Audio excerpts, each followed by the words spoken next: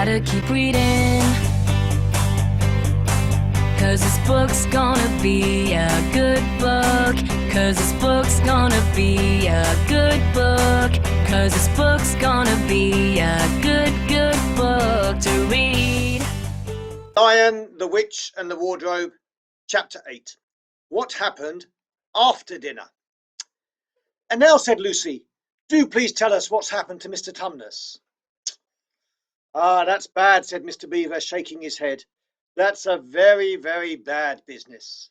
There's no doubt he was taken off by the police. I got that from a bird who saw it done. But where's he been taken? said Lucy. Well, they were heading northwards when they were last seen, and we all know what that means. No, we don't. We don't know what that means, says Susan. Mr. Beaver shook his head in a very gloomy fashion. I'm afraid it means they were taking him to her house, he said. But what will they do with him, Mr. Beaver? Gasped Lucy. Well, said Mr. Beaver, you can't exactly say for sure, but there's not many taken in there that ever come out again. Statues! All full of statues, they say it is. In the courtyard, up the stairs, and in the hall. People, she's turned. He paused and shuddered. Turned into stone. But Mr. Beaver, said Lucy, can't we? We must do something to save him. It's too dreadful, and it's all on my account. I don't doubt you'd save him if you could, dearie, said Mrs. Beaver. But you've no chance of getting into that house against her will, and ever coming out alive. Couldn't we have some stratagem? Said Peter. Couldn't we dress up or something, or pretend to be, peddlers or anything, or watch till she was gone out? Oh, hang it all, there must be some way. This fawn saved my sister at his own risk, Mr. Beaver. We can't just leave him to have that done to him. It's no good, son of Adam, said Mr. Beaver. No good you're trying. You're trying of all people. But now that Aslan is on the move. Oh, yes, tell us about Aslan, said several voices at once. But once again, that strange feeling, like the first sign of spring, like good news, had come over them. Who is Aslan? asked Susan. Aslan? said Mr. Beaver. Why, don't you know? He's the king. He's the lord of the whole world. But he's not often here, you understand. Never in my time, or my father's time. But word has reached us that he has come back. He is in Narnia at this moment. He'll settle the White Queen all right. It is he, not you, that will save Mr. Tumnus. She won't turn him into stone too, said Edmund. Lord love you, son of Adam. What a simple thing to say, answered Mrs. Beaver with a great laugh. Turn him into stone? If she can stand on her own 2 feet and look him in the face, it will be the most she can do, and more than I expect of her. No, he'll put all to rights, as it says in an old rhyme in these parts. Wrong will be right when Aslan comes in sight. At the sound of his roar, sorrows will be no more. When he bares his teeth, winter meets its death, and when he shakes his mane, we shall have spring again. You'll understand when you see him. But when shall we see him? asked Susan. Why, daughter of Eve, that's what I brought you here for. I'm to lead you to where you shall meet him, said Mr. Beaver. Is he a man? asked Lucy. Aslan? A man? said Mr. Beaver sternly. Certainly not. I tell you he is the king of the wood, and the son of the great emperor beyond the sea.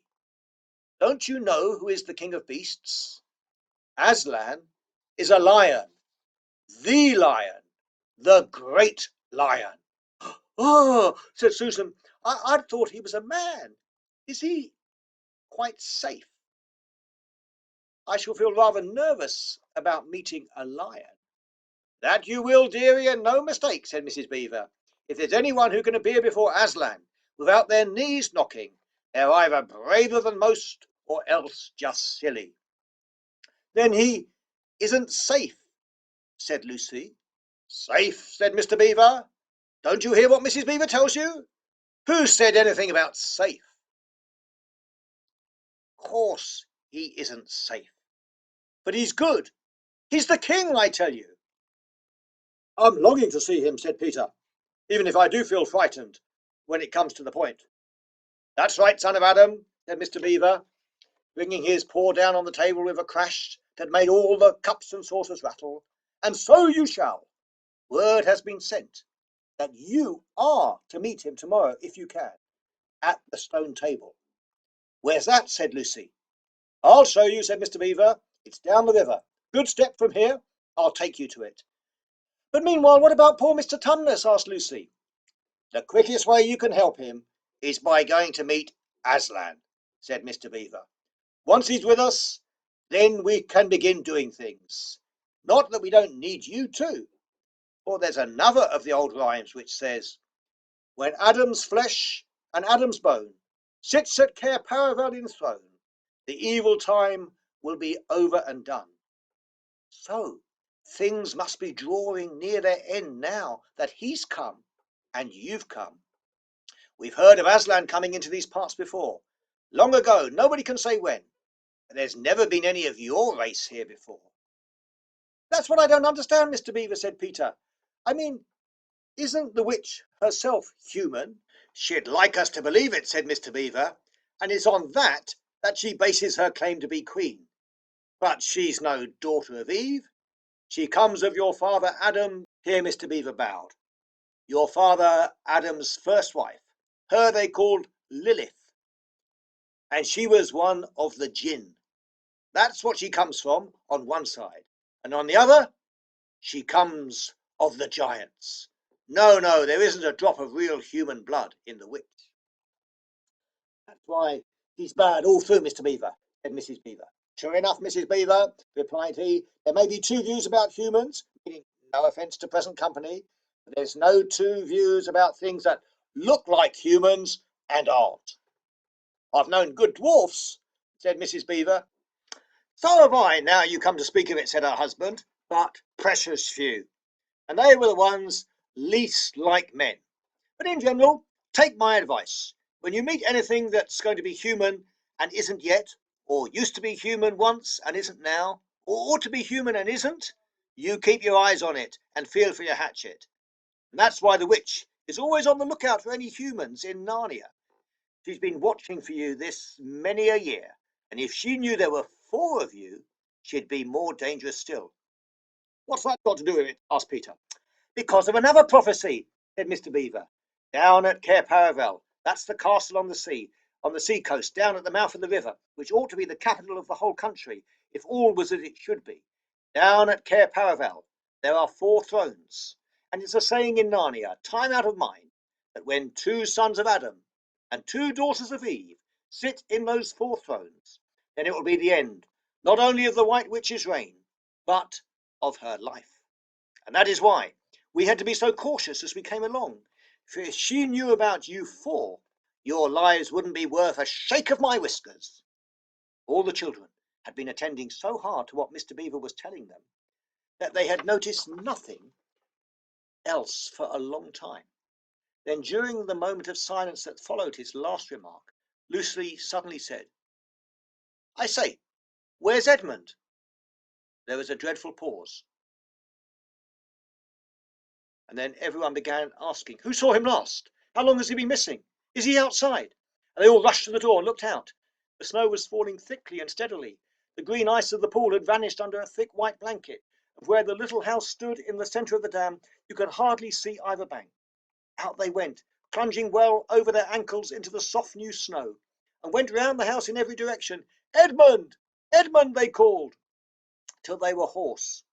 But the silently falling snow seemed to muffle their voices, and there was not even an echo in answer. How perfectly dreadful, said Susan, as they at last came back in despair. Oh, how I wish we'd never come.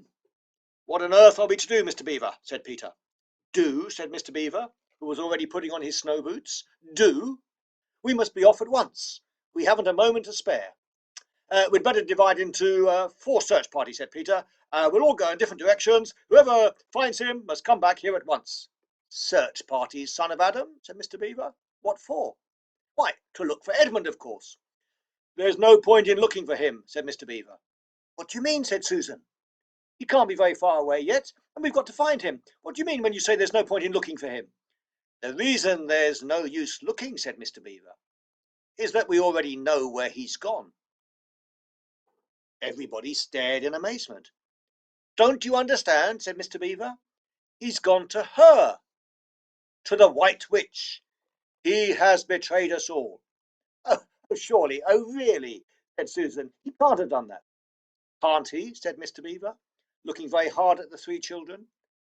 And everything they wanted to say died on their lips, for each felt suddenly quite certain inside that this was exactly what Edmund had done. But how will he know the way? Said Peter. Has he been in this country before? Asked Mr. Beaver. Has he ever been here alone? Yes, yes, said Lucy, almost in a whisper. I'm afraid he has. And did he tell you what he'd done or who he'd met? Oh, no, he didn't, said Lucy. Then mark my words, said Mr. Beaver. He has already met the White Witch. He's joined her side. He's been told where she lives. I didn't like to mention it before, he being your brother and all that, but the moment I set eyes on that brother of yours, I said to myself, treacherous. He had the look of one who has been with the witch and eaten her food. You can always tell them, if you've lived long in Narnia, something about their eyes. All the same, said Peter, in a rather croaking sort of voice, we'll still have to go and look for him. He is our brother, after all, even if he is rather a little beast. And he's only a kid. Go to the White Witch's house, said Mrs. Beaver. Don't you see that the only chance of saving either him or yourselves is to keep away from her? How do you mean? Said Lucy. Why, all she wants is to get all four of you. She's thinking all the time of those 4 thrones at Cair Paravel. Once you were all 4 inside her house, her job would be done, and there'd be 4 new statues in her collection before you'd had time to speak. But she'll keep him alive as long as he's the only one she's got, because she'll want to use him as a decoy or as bait to catch the rest of you. Oh, can no one help us? Said Lucy. Only Aslan, said Mr. Beaver. We must go and meet him. That's our only chance now. It seems to me, my dears, said Mrs. Beaver, that it is very important to know just when he slipped away. How much he can tell her depends on how much he heard.